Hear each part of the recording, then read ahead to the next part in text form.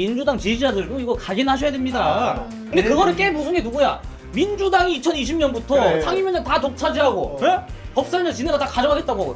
이게 노무현 정신을 제대로 잇는 정당입니까? 꼭 왜 민주당 정부가 되면 부동산 정책과 관련해가지고 가르치려고 드느냐. 네. 그래가지고 제가 최근에 들은 말 중에 정말 마음에 꽂힌 말이 있어요. 자산의 격차는 문재인을 몇 살 때 만났느냐를 아니 청와대가 우리 이광수 씨 이런 분들 말고 우리 문성호 대변인 같은 분들 패널로 부르세요. 여기 수련 뭐 탄 거 아니죠? 아니 진짜.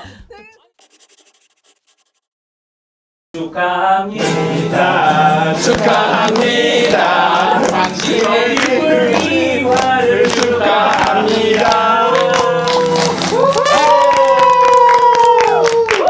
아, 정집불 2화입니다. 와, 저희가 두 번째군요. 아, 그렇습니다. 아 이름이 뭐라? 저 이름도 몰라요. 정쥐뿔. 정쥐뿔. 아. 정치는 쥐뿔도 모르지만 한 잔에 한잔해. 정쥐뿔. 네. 너무 좋다. 부금을 이거 까는 게 아니라 직접 넣어주시는 거거든요. 그렇죠. 우리 저작권을 이렇게 피해갑니다. 저희는. 제가 소고라도 갖고 올 거 그랬어요. 잼배, 소고 이 정도 있어야 되거든요. 야, 근데 요즘에 약간 유튜브가 뭐 이렇게 딱 뭐 갖춰놓고 안 하는 건 맞는데 여기 그냥 물에다 바로 던져 놓네요. 헤어 말아서 치라고. 이게 제가 볼 적에 획기적인 대한민국 정치계의 한 획을 아니 그러진 않아. 저입니다. 좋아야 우리가 그렇게 아니 그래서 원래 멤버도 아닌데 낀 아, 저는 거잖아. 오늘 몰래 온 손님입니다, 여러분. 몰래 왔습니다. 예. 보통 방송 전에는 뭐 주제를 받던가 맞아. 뭐 대본을 받던가 최근 기사를 봤는데 아무 생각 없이 왔어요. 정말 그러니까. 아무것도 없이. 아무것도 안 예. 주시더라고. 진짜 리얼입니다. 최소한 뭐 이렇게 한두 마디 정도라도 이렇게 좀 이런 얘기 하시라. 아니 저도 집에 가다가 같이 하자 그러셔갖고 몰래 자꾸 왔습니다, 누굴 정말. 보고 얘기를 하는 거예요. 우리 저 시청자 여러분들과 눈을 맞추면서 또 이제 해야 되니까. 맞아요. 예. 그러니까 원래는 이렇게 4시 방송하기로 했는데 옆에 앞에서 만났어요. 그래서 좀 의자도 다르고 마이크도 다릅니다. 예.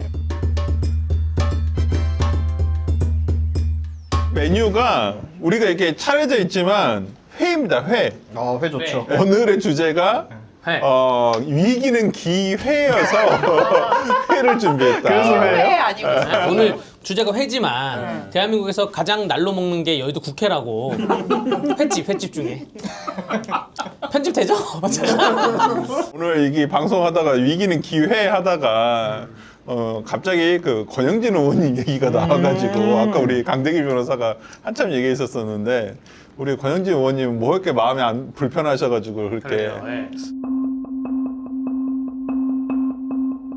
지금 정동식 원내대표 중심으로 약간 당이 그래도 이렇게 좀 정상화돼가는 느낌이었는데 이런 일들이 일어나니까 조금 그런 거 아닌가. 굳이 기회를 놓고 해석을 하자면 점정식 대표님은 이 원내대표로서 권력자 이미지가 아니라 피해자 이미지를 봤다. 이 정치권에서 피해자 이미지가 요즘 기회거든요. 정청래처럼.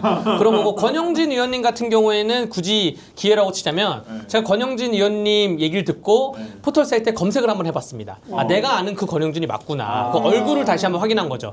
이러한 약간 인지도가 올라가고 검색 순위 올라가고 인지도가 올라가면서 불도 관심이다. 네, 그렇죠. 그래서 뭐 총선이 이제 1년 8개월 남았기 때문에 물론 권영진 의원님 지역구분들은 다 권영진을 알겠지만 그래도 모르는 분들이 있을 수가 있기 때문에 그리고 또 국민의힘이 너무 소극적인 거 아니냐라고 됐을 때 아 우리도 파이터가 있다. 우리도 전방위가 있다. 전방위 파이터가 있다. 약간 그러한 기회라고 해석을 해본 거예요. 기회로 오늘 뭐 기회 얘기하는 거 아닙니까? 그래도 무언가 당내의 갈등이라고 비화될 수 있을 만한 상황은 아니다. 서로 간에 커뮤니케이션상 오류가 있었다고 보여지고 근데 두 분 다 어쨌든 사후 대처를 최종적으로는 잘 하신 것 같습니다. 아니 그러면 정말 위기는 기회라고 맞는 게 점점식 원내대표가 본인의 리더십을 오히려 강구하게 할 수 있는 거죠. 본인이 이런 사건도 유하게 풀 수 있고 사태를 수습할 수 있다는 걸 보여준 거니까. 나는 굉장히 좋은 최근에 모습이라고 확실히 생각해요. 정점식 의원에 대해서 그렇게 잘 모르는 저도. 저는 이제 의원 정치인이었는데 원내대표 대신 이후의 행보는 굉장히 잘하고 있다. 지금 국민의힘에서 가장 잘한 정치인이라고 하면 난 정점식 원내대표를 꼽지 않을 수가 없다라는 생각이 좀 개인적으로 들어요. 좀 재발견이야. 근데 아까 변호사님 말씀하신 것 중에 이제 뭐 권영진 의원이 이제 파이터 기질이 있다고 하셨는데 저 그 옛날에 한나라당 의원 중에 김성애 의원이라고 있어요. 아 진짜 무서운 우리가 분. 강기정 김성애. 의원의 이거를 딱 쳐가지고 강기정 의원이 그 당시 이제 그 국회 본회의장 들어가기 전에 의원 대기실 거기서 막 피 흘리다가 맞아 그분 진짜 지역난방공사 무서워. 사건을 다른 분 멱살을 잡더라고요. 근데 그분이 운동하시지 않아? 운동했죠. 저희 이제 18대 때. 권현석 센터장님하고 저하고 18대 국회 있었잖아요. 이른바 동물국회라고 미디어법 할 때 막 쌈박질하고 한미 FTA 쌈박질하고 했을 때 그때 이제 한나라당이 다수당이었고 소수당이 민주당이니까 민주당이 본회의장의 문을 막아놨어요. 걸어놓은 거 막아놨어요. 근데 갑자기 이거 어떻게 풀지까 김성희 의원님이 나와 그러더니 매듭법은 내가 전문이지 이러면서 매듭을 막 부시더니 뚫고 갔다 이런 얘기도 있고. 지금 우리가 오늘을 위기는 기회인데 나는 요즘에 약간 민주당 이 전당대회 구도가 좀 희한하게 좀 우리가 예상과는 좀 다르게 좀 이렇게 흘러간다는 느낌이 그리고 들거든. 저는 제 예상대로 가고 있는 것 같아요. 진짜? 예, 저는 좀 정청래가 잘 될 거라 생각해요. 아니 그러니까 제일 처음에는 우리가 한 3주 한 달 전만 해도 정청래가 이걸 등록을 할 것이냐 말 것이냐 출마를 할 것이냐 말 것이냐 여기에 대해서 얘기를 하다가 지금은 좀 시작이 됐어. 이미 시작이 됐는데 이제 순회 경선에 들어가거든요. 과연 정청래가 어느 정도의 표를 득표를 할 것이 이게 근데 여기서 중요한 포인트는 이재명 대통령이 중남미에 7박 11일을 가 있단 말이죠. 이 순회를 할 때. 나는 그 표현도 좀 사실 이재명 대통령이 대통령실의 7박 11일은 뭐야? 수장이 전당대 기간에 청와대에 앉아 있으면 의원들의 동향을 파악하면서 막 OX표도 청와대에서 만들 수가 있어. 근데 그것도 아주 먼 그 중남미에 갔다는 거는 김민석 총리에게 힘이 실어지지 않을 거다라는 분석이 될 수가 있는 거죠. 예. 반대로 도망간 걸 수도 있어요. 난 손 떼겠다 이제. 너무 그러면 왔다. 김민석 전 총리는 기회가 곧 위기가 돼버렸네요. 그럴 수도 있죠. 역이 예. 돼버렸네요. 근데 그 대통령이 해외 순방 갔었을 때 항상 국내 정치에서는 뭔가 큰 변수가 나타나잖아요. 그렇죠. 약간 나는 약간 그런 감도 없지 않아 있어. 뭐 하나 시켜놓고 갔다? 그러니까 뭔가 이벤트가 나올 수도 있다. 시켜놓고 갔다? 라는 생각이 약간 들거든. 저는 이걸 진짜 도피 순방이다라고 계속 표현을 하는 게 오빠라고 해도 되나 이거? 상관없어요. 대기 오빠가 7박 10일이라고 하고 이게 언론에서 하는 표현이거든. 7박 10일이라는 거를. 근데 사실 그냥 날짜만 따지면 10박 11일이야. 근데 그걸 어떻게든 줄이려고 지금 7박 10일이라고 그러니까 뭐 이렇게 하려고 하는 것 같은데 지금 미국에 가는데 미국 가서 트럼프 대통령은 못 만나. 못 만나고 거기 가서 뭐 샘 알트먼이랑 뭐 AI 관련된 인사들을 1박 2일 동안 만난다라고 하는데 그러니까 그래서 미국을 정말 1박 2일로 갔다가 남미 갔다가 독일 갔다가 오는 이 장기간의 순방 일정은 거의 역대 대통령한테 없던 순방인데 동선도 좀 그렇고. 되게 그렇지, 이상해. 그렇지. 뭐 그냥 아메리카고만 가는 게 아니고 그래서 나는 이거 자체가 도피 순방이다. 그래서 지금 그냥 이 부동산 문제 그리고 이런 지지율 하락 문제 그리고 정청래 문제 이런 것들 그냥 다 도피하려고 가는 것 같다. 아니 근데 이슈가 뭐예요? 외교 이슈가 뭐야? 보통은 우리가 이번에 나가는 이유가 뭐야? 없어요. 진짜 없어요. 진짜. 그래서 정상 외교 G7이 있는 거다. 내가 너무 좋아하는 분야이기 때문에 난 진짜 열심히 찾아보는데 진짜 없어. 진짜. 거기 가서 뭐해? 원래 7말 8초가 7월 말 8월 초가 전 국민 휴가철입니다. 휴가철이긴 해. 예. 휴가 가신 거야? 남미는 겨울이잖아요 또. 더워서 갔나 보다. 더워서. 네. 아니 그리고 또 이럴 수도 있어요. 이번에 그 이재명 대통령 부정평가 긍정평가 보면 긍정평가 1위가 외교라고 했잖아요. 근데 우리 생각했을 때 외교 뭐 없잖아. 근데 1위가 나왔다는 거는 국민들이 대통령이 뭐 하나 하고 그냥 나가 있는 걸 차라리 좋아하는 걸 수도 있어요. 잘 밖에 계시면 그건 지난 정부랑 똑같은 거 아니야? 사람이 또 아니 근데 이게 좀 안타까운 게 제가 이제 누구한테 들은 말인데 대통령이 자꾸 순방을 나가는 건 지금 내부에서 괴롭기 때문에 그렇대요. 그러니까 밖에 나가면 손님이잖아. 국빈이잖아, 국빈. 그러니까 막 대접해주고 하면 좋아. 사람 마음이 좋지. 근데 지금 내부에서는 같은 당이라는 놈들도 나보고 무슨 뭐 생선 썩은 내가 나네, 뭐 어물전에 비린내가 나네 이런 소리 하고 있어요.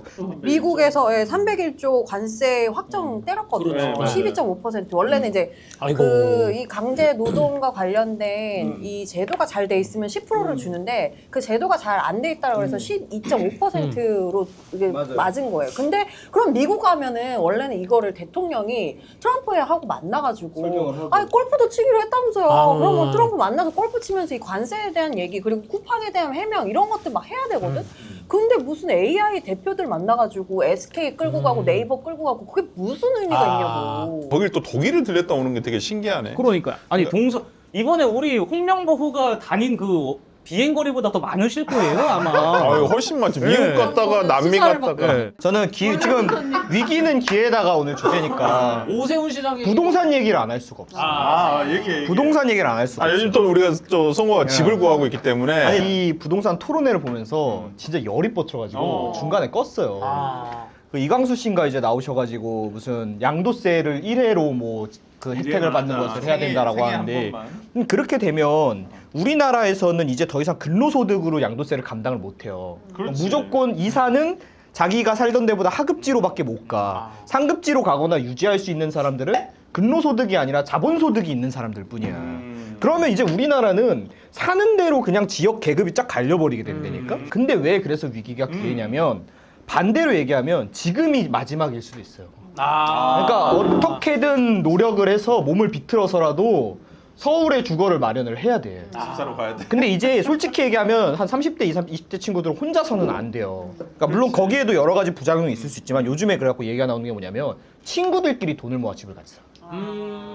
그러니까 예를 들면은 제가 지금 30대 중후반 정도, 후반 정도잖아요. 그러면은 그래도 본인이 저축을 하면 좀 많이 모은 친구도 한 1억 정도 모은 친구도 있을 것이고 몇 천만 원 정도 지금 모을 수가 있잖아요. 불가능하진 않잖아. 그러면 조금 이제 자본이 있는 친구가 집을 하나 사면서 이 친구들한테 일종의 근저당을 설정해주고 돈을 빌리는 거예요. 그리고 이자를 집값 상승분만큼 주는 거예요. 그럼 이 친구들이 그냥 내가 2천만 원, 5천만 원 갖고 있어버리면 오히려 인플레가 일어나서 나중에 가면 떨어지는데 이거를 거기다가 돈을 넣어놓으면 집값 상승분만큼 해지가 된다 이거지. 그래서 내가 꽤 쫓아갈 수가 있는 거야. 이런 방법이 있는지도 몰랐는데. 그러니까 저는 이 대출 규제를 비판하는 이유가 뭐냐면은 얘네들이 가계대출 줄이겠다라고 대출 옥죄버리면 그 대출이 사라지는 게 아니라 더 리스크가 큰 사금융으로 가버린다니까. 대통령 이번에 본인이 근저당 걸어버리시고. 아니 청와대가 우리 이광수 씨 이런 분들 말고 우리 문성호 대변인 같은 분을 패널로 부르세요. 광순의 먹덕방이 아니라 성원의 먹덕방을 하나 만들어야 돼. 제가 볼 적에. 아니 근데 얘를 해주십시오. 부를 수는 있어. 네. 마이크를 안 주니까 문제지. 그러니까 자꾸 자기네 편들 갖다가 지정해 놓은 사람들 쉬워 버리지 말고 진짜 대통령님 에? 이 현장에 살고 계시는 우리 청년의 목소리를 들으시려면 이런 분들을 모셔야 됩니다. 대통령 간담회에서 말 한 번 잘못하면 그 사람 직장이 사라지잖아요. 그러니까 하나투어 대표님, 하나투어 대표님 왜 그 인바운드 관광이든 아웃바운드 관광이든 중국인 관광객들에게 지원을 해주고 우리 국내 관광객들 지원해 주셔야 됩니다라고 얘기했다가 하나 그리고 몇 개월 있다가 하나투어 대표에서 없어졌어요. 네. 사라졌어. 오 사라졌어요. 아니 근데 진짜 너무 좋은 그러면서 게 아, 이렇게 5명 앉아있으니까 나는 묵묵히 먹어도 돼서 너무 좋아. 너 아까 말 많이 제일 많이 하셨어 지금까지. 그 일반 서울에 사는 보통 50대, 40, 50대, 60대 이러신 분들의 가장 큰 불만 중에 하나가 뭐냐면 꼭 왜 민주당 정부가 되면 부동산 정책과 관련해가지고 가르치려고 드느냐. 엄청 가르치려고 들거든.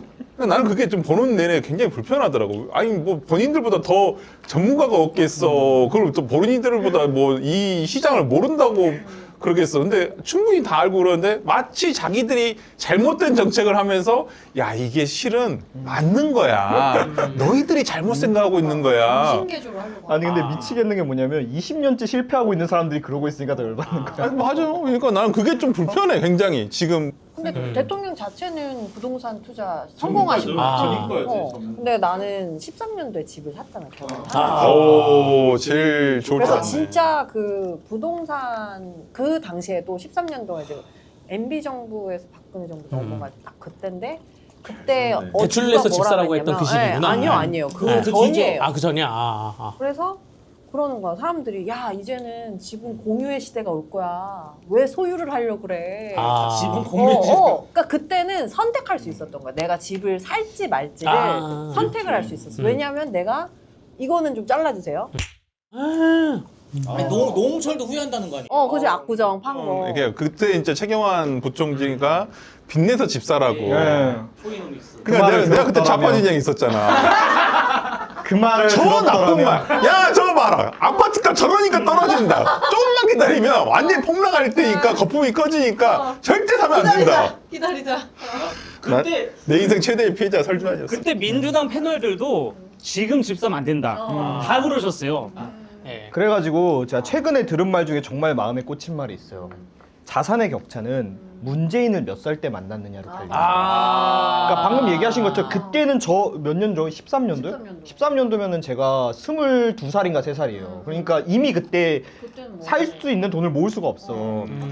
그래갖고 저는 이제 처음에 집을 샀던 게 28인가 9이거든요. 근데 그때 왜 집을 샀냐면 그때가 문재인 대통령 1년 차였어요. 정책들이 나오는데 저는 경제 이런 건 잘 모르는데 역사를 좋아하거든요. 역사를 보면 이런 류의 규제를 가지고 그 어떤 가격 통제가 성공한 사례가 한 번도 없어. 무조건 그것 때문에 부작용으로 폭등을 하니까 제가 그때 나 이거 지금 안 사면 나는 영원히 집을 못 성공 산다. 빨랐네. 그래도 그래서 생각이. 그때가 제가 28, 9이니까 돈이 거의 없었어요. 그래서 진짜 서울이긴 한데 되게 안 좋은 집 그것도 1층을 샀어. 근데 다른 데보다는 상승률이 훨씬 낮아요. 그럼에도 안 산 거보다는 나았다 이거죠. 자, 우리 부동산 주제 여기까지 하고 주제가 넘어갈 때마다 담당자가 건배제 한번 하는 걸로 주제에 대해서. 그러면은 자 지금이 마지막이다 해주십시오. 지금이 마지막이다. 지금 사셔야 됩니다, 여러분. 근데 나는 사실 이번에 국민의힘이 법사위원장이라든지 정무위원장도 못 갖고 왔잖아요. 네. 그러니까 그런 부분에 있어서, 네. 그러니까 아까 다른 분들은 되게 정정식 원내대표가 리더십 있고 사람이 괜찮다고 평가하셨는데, 그러니까 너무 많이 협의해주고 있는 거 너무 아닌가라는 양보해줬다. 좀 생각도 좀 있어. 그래갖고 나는 좀 궁금해. 국민의힘 분들은 어떻게 생각하시는지. 어쨌든 국회는 돌아가야 되니까 뭐 그런 것 같은데 뭐 여기서 해결책은 그냥 국민의힘이 다수당이 되는 수밖에 없습니다. 그 방법 말고는 없어요. 지금 민주당하고 대화가 안 통해. 아니 우원식 국회의장이 더불어민주당 그 16대 국회 때인가 그때 대변인 할 때 법사위원장은 야당 몫이라고 엄청 얘기하고 온 사람인데 국회의장 할 때는 아무 얘기 안 하잖아요. 이거 어쩔 수 없어. 아니 저는 이게 국민의힘 입장이 아니라 노무현 전 대통령을 추종하는 우리 민주당 지지자들도 이거 각인하셔야 됩니다. 이 법사위원장은 국회 내 2당, 국회 내 1당이 국회의장 가져가고 국회 내 2당이 법사위원장을 가져가면서 국회 내 견제와 균형을 이루자. 이게 언제부터 가능이 됐냐? 열린우리당 그때 17세 국회 때부터 2004년 총선 때. 에? 근데 그거를 깨부순 게 누구야? 민주당이 2020년부터 상임위원장 다 독차지하고 법사위원장 지네가 다 가져가겠다고. 이게 노무현 정신을 제대로 잇는 정당입니까? 노무현 정신 말도 하지 마세요. 정청래 대표라도. 뭐 여기 수렴 뭐탄 거 아니죠? 아니 진짜. 아니 제가 데시벨을 탄 거 아니야? 아니 제가 열받아서 이게 말을 할 수 없는 게 근데 최근에 그 안 되는 캠프의 특징 중에 하나가 뭔가 유력하다고 하면 맞아. 이제 광팔로 오는 사람들이 생기기 시작했다. 처음에는 그거 굉장히 김민석 후보 자체가 엄청 배척했다고 하더라고. 그러니까 실무형 중심으로 가자 했는데 최근 들어서는 광팔로 오시는 분들이 꽤 많아지고 그다음에 또 의원들이 개입하기 시작하고 그러다 보니까 실무진하고 의원들 사이에 있어서 항상 의원들이 뭔가 받기를 원하잖아요. 그걸 가지고 자기가 후보한테 좀 광팔라고 하고 그러다 보니까 지금 약간 좀 막아 끼어가는 느낌이다. 내가 봤을 때는 정청래 후보가 객관적으로 보면 캠페인을 잘하고 있다. 약간 언더독 전략도 괜찮고. 이런 캠프가 망할 수밖에 없어요. 뭐 방송에서 잘릴 수도 있지만 완전 비슷한면서도 주제는 같은데 이상한 얘기 하나만 하자면 스레드에 표검사 표기자 아세요? 표기자라는 예전 형사 전문 변호사를 하니까 그 표기자라는 그러한 계정을 알고 있는데 전국에 있는 도박장 사이트, 보이스피싱 이러한 캄보디아 가 있는 이런 조직들에 대해서 제보를 받아가지고 그걸 얼굴하고 그러한 걸 박제하는 사람이에요. 근데 제가 이 방송 들어오기 전에 오늘 박제된 게 뭐냐면 그 이러이러한 범죄자가 있다. 옛날에 처벌도 받았다. 근데 얘네가 또 범죄를 저지르고 있다. 근데 여기에 연결된 사람이 강신성이다. 강신성이 누구냐? 김민석 총리의 후원회장이다. 이게 인사청문회 때도 문제가 됐던 사람이다. 라고 하면서 이 범죄자들이 항상 그 범죄를 저지르면서 야 우리는 정치권하고 연결돼 있기 때문에 안 걸려. 라고 한 게 지금 그 돌아다니고 있더라고요. 스레드상에서요? 스레드상에서. 이게 젊은이들 사이에서는 엄청 유명한 계정이에요. 야, 이러 분명히 정청래 캠프에 흘러 들어갔을 수도 있겠네. 김민석 총리가 반등을 할 기회가 크게 보이지 않는다는 거지. 그 정민철이라는 그 청년 정치인도 결국 컷오프가 됐잖아요. 그 분이 컷오프되고 사과문을 올리면서 사과문이란다. 소회감을 올리면서 올렸나요? 나는 김민석의 당선가, 뭐 김용의 당선을 원한다. 이렇게 올리니까 저는 영향력이 민주당 있네. 당원은 아니지만 민주당의 생계를 걱정하는 민주당 찡 당원들은 이거 괴리감이 오는 거예요. 정통파 사람은. 예. 아니 걔가 뭘 안다고 지가 그렇게 속보. 네, 방송 중이야. 아니, 아니 저는 그 친구랑 방송을 몇 번 해봤어요. 해봤는데, 해봤는데 제가 제가 웬만하면 진짜 민주당 패널들 다 좋아하고 존경하고 배울 점이 많다라는 낮은 자세로 임하는데, 아니 그 친구는 진짜 얘기를 하는데 아무것도 모릅니다. 그러니까 민주당 근데도 그렇게 방송이 많이 나오는 게 되게 신기하다. 방송 나가는 게요, 선생님. 그런 데만 나가요. 저기 정청래 욕하는 그런 유튜브만 나가는데 저희가 그냥 남 욕하는 건 무조건 잘 하잖아요. 근데 만약에 국회 상임위 과정이라든지 이런 거 조금만 깊게 들어 아무것도 모르더라고요. 그러니까 방송에 그러니까 나가는 거는 나이가 누가 어리면 좀 어릴수록 방송에 나가는 거 굉장히 유리합니다. 특히 정치 방송에는. 근데 정치 방송에 20대가 저 방송 나갔는데 말을 육하원 치기 위해서 말을 할 수가 있다. 카메라를 바라보고 말을 할 수가 있다. 이런 방송사에서 계속 불러 쓸 수밖에 없어요. 예. 그래서 신조어로 불러 쓰는 거죠. 저는 어려가지고 어려가지고. 오세훈 시장께서 항소심 가면은 문제가 그럼요. 왜냐 이게 오세훈 시장께서 딱 그 1심 판결 난 그날에 광화문에 그 행사가 있었어요. 그 감사정원에서. 근데 딱 너무 여유로운 표정을 갖고 계시더라고요. 저는 그 오세훈 시장님의 감을 믿는 게 저희가 그 선거 본선거운동 기간 가기 전에 한번 아침에 회의를 하는데 오셨어요. 오셔가지고 저희가 약간 좀 침울했었죠. 그때 여론조사가 너무 격차가 많이 나니까. 그러니까 저희가 이런 걸 딱 보시더니 아 근데 걱정들 하지 마세요. 그래서 성대모사 하고요? 걱정들 하지 마시고 이거는 제가 될 것 같아요. 그러시는 거예요. 그때 막 여론조사 막 8%포인트, 10%포인트. 그러니까 저희가 약간 다 벙쪄가지고 왜 그러실까 했더니 그 분위기를 딱 감을 채신 거죠. 그러니까 근데 그게 선거를 중요하죠. 진짜 많이 해본 사람들은 그게 막 온대. 촉이 뭐 있죠. 온몸으로 온대. 그래서 그게 아마 맞을 거야. 그냥 나는 너무 희망회로를 안 했으면 좋겠어. 그러니까 나도 이제 뭐 오세훈 시장이 무죄를 받았으면 좋겠다고 생각을 하는 사람 중에 한 명이지만 너무 좀 1심에 대해서 너무 이렇게 좀 치열하게 안 한 건 아닌가라는 좀 개인적인 약간 그런 생각이 좀 있더라고요. 그래서 2심에서는 조금 이제까지의 방향과는 좀 다른 전략으로 좀 대처를 했으면 좋겠다. 그냥 내 말이 뭐 맞고 나는 너무 억울한데 이걸 왜 판사가 몰라줘? 이런 컨셉으로 가는 건 좀 아닌 것 같아. 그러니까 수임을 하시면 아니, 나는 일을 같이 하자고 하면 그냥 가서라도 해주지. 근데 뭐 진짜 근데 변호사비는 많이 써야 될 거야 이번에. 나는 좀 많이 써서 좀 해야 된다. 가끔 사건을 하다 보면 형사 사건 하다 보면 검찰 주장이 있고 변호사가 주장하는 게 있잖아요. 근데 여기서 주장하는 싸우는 게 아니라 판사님이 다른 곳에 꽂혀가지고 유죄 판결을 내릴 때가 있어요. 전혀 검찰 주장과 변호사 주장이 이 맹점이 아니라 다른 곳에 꽂혀가지고 유죄 판결 내릴 때가 있는데 저는 이 판결이 약간 그렇게 약간 튀는 판결이었다. 근데 그러면 항소심 가가지고 이 꽂힌 부분만 실타래를 풀어주면 됩니다. 맹점은 그 오세훈 서울시장이 김한정에게 직접 지시를 해서 돈을 갖다 주라고 하는 그게 있냐 없냐는 건데 그 적합한 증거는 없다. 다만 증거는 없는데, 그러니까 이번 1심 판결은 대부분이니까 그 여러 정황 증거가 있고 그래 오세훈이 시켰을 수도 있을 것 같은데라고 약간 볼만한 정황 증거들이 있는데 판사는 거기에 대해서 나는 그냥 그렇게 봐. 유죄라고 봐. 이렇게 생각하는 거잖아. 그러니까 물론 난 여기서 판사가 다르면 다르게 판단될 수도 있다고 본단 말이야. 그러니까 우리가 소위 말하는 형사법 원칙은 엄격한 맞아요. 증명이잖아. 애매할 때는 피고의 이익으로. 근데 너무 조금 쉽게 아니 근데 이거에 대해서 함부로 말을 내가 우리가 뭐 강 변호사도 잘 알겠지만은 솔직히 기록을 보지 않은 입장에서 우리가 좀 그걸 이렇게 섣불리 판단하는 게 나는 솔직히 좀 그래.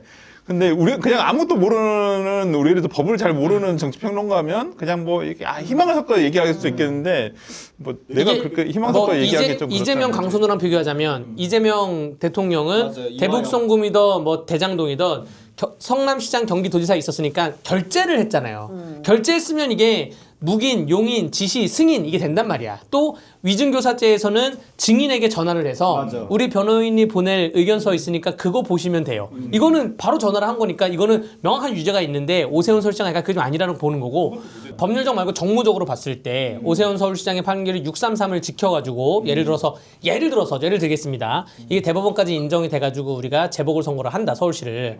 그래도 박탈이 되면요. 네, 박탈. 그래도 보수 정당이 이깁니다. 근데 이기면 그러면 정말 더불어민주당은 아예 하한가를 가는 거야. 다음 총선 앞두고. 예. 실제로 그래서 민주당 내부에서도 지금 이거 우리 좋아할 일 아니다. 아. 이렇게 해가지고 재보궐이 만약에 열려서 한 번 더 서울에서 우리가 진다는 게 지면. 인증이 박혀버리면 부동산 문제도 안 다 좋다. 있는데. 근데 지금 우리 부동산이나부터 시작을 해가지고 우리가 서울에서 뭔가 지지율을 더 견인해오고 끌어올 수 있는 이슈가 없다. 그러니까 차라리 안 해야 된다라고 얘기를 하는 민주당 사람들도 있어요. 민주당도 이 오세훈 시장 1심에 대해서 이렇게 과한 판결이 나올 거라고 예상을 못했던 것 같아요. 왜냐면 이렇게 비화될 정도로 알았다면 지난 선거 과정에서 얼마나 이걸 갖고 공격했겠습니까? 아. 근데 민주당이 지난 선거 과정에서 오세훈 시장의 1심 뭐 기소된 사안 이런 거 공격한 거 거의 못 봤어요. 김건희가 무죄 나왔으니까. 네.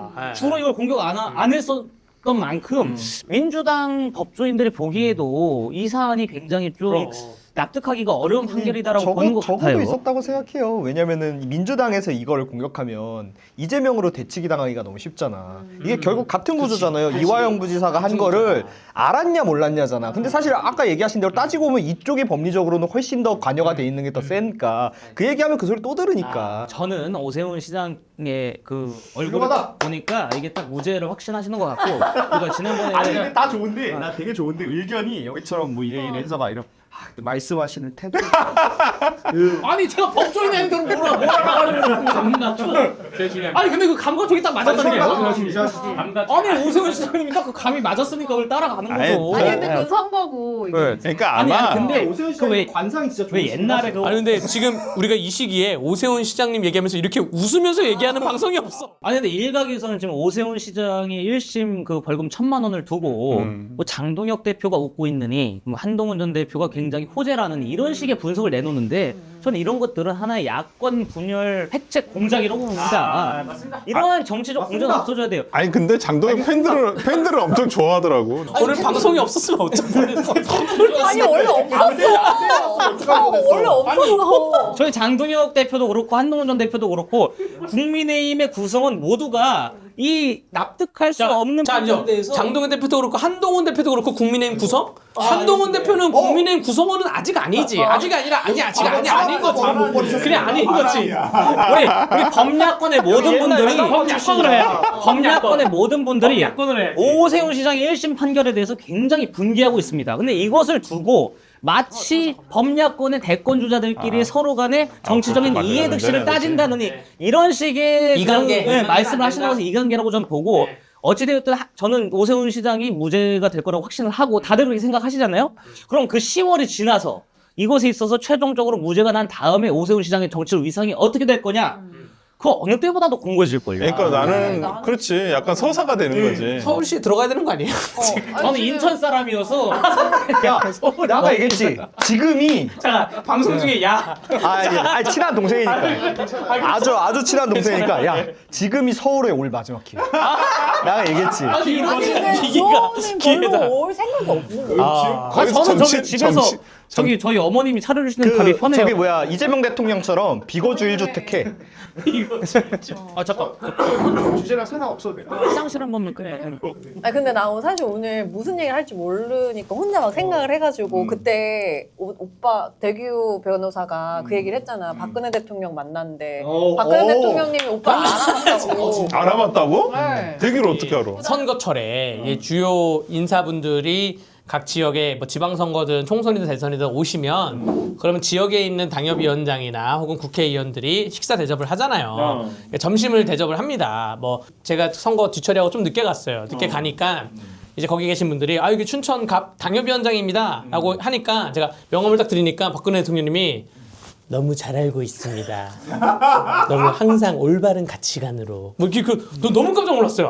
그래서 잘 보고 있습니다. 전 대통령도 유튜브 근데 보시는구나. 거기서 놀란 게 뭐냐면 같이 계신 분들이 아니 네가 뭐라고 박근혜 대통령이 너를 알아봐. 막 의원님들이. 국회의원님들이. 유튜브 근데 보시네. 제가 보기에 제가 매일신문 많이 나가거든요. 근데 매일신문이 대구 방송이에요. 대구신문이고 그래서 아마 거기 제가 매일신문이 지금 한 85만 7만인데 87만 제가 거기 10만 정도 때부터 나갔거든요. 그래가지고 그래서 좀 많이 보신 게 아닌가. 제가 또 방송에서 박근혜 대통령님 언급을 좀 많이 했고 이게 쇼츠로도 많이 좀 되고 해가지고 그래서 그런 게 아닌가 생각이 됩니다. 근데 내가 이 얘기를 듣고 그날 밤에 너무 너무 화가 나는 거야. 왜 네. 대기 오빠는 알아보고 나는 네. 진짜 대통령님을 완전 청와대 있었잖아요. 나는 청와대 있었죠. 대통령님을 진짜 애정하고 네. 아. 정말 뵙고 싶은 분인데 진짜 한 번도 못 뵀거든요. 아. 그래서 그게 너무 셈이 났나 봐. 자, 오빠 얘기를 듣고 오십니다. 이렇게 오시는 거 아니냐는데 대통령님 이 방송 보고 계시면 네, 당, 진짜. 당대 청와대에 있었던 우리 네. 권여수 센터장 한번 티타임 한번 보고 싶어요. 가져주세요. 어디 보고 얘기해요? 대통령님 영상 보고 편지 싶어요. 한번 영상 편지 주세요. 대통령님. 박근혜 대통령께 영상 편지. 저희 진짜 저 부금 좀 깔아주세요. 저희는 그때 그 영광을 잊지 않고 대통령 건강하신 그 모습 보면은 가끔씩 이렇게 울컥울컥하고 그리고 대통령님이 대한민국을 위해서 정말 노력하셨다라는 걸 다시 한번 느끼고 있습니다. 그러니 저희 좀 한 번만 만나주세요. 부탁해요. 누구한테 한번 주시는데요? 박근혜 전. 알겠습니다. 이제 뭐 좀 마무리하면 될까요? 더 해야 될까요?